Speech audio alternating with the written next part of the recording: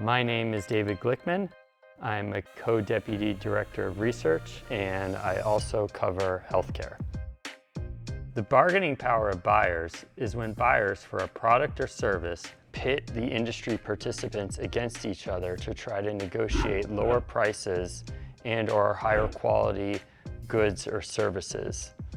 One key factor in the bargaining power of buyers is buyer concentration versus firm concentration.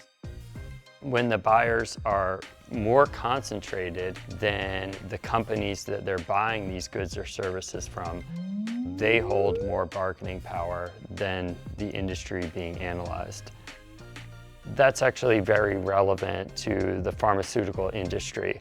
Most developed countries are single-payer systems, so you have one large government buyer negotiating with many different drug companies to get certain amounts of volume at price that they hope to negotiate down.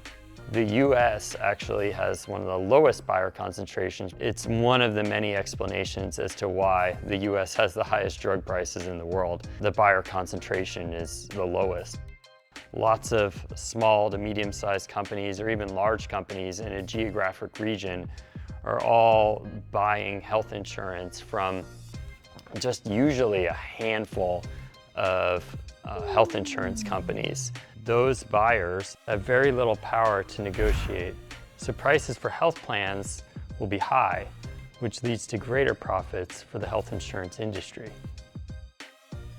When we think about the bargaining power of buyers, I'll put a bit of emphasis on the word power. That implies that it may or may not be exercised at any given time.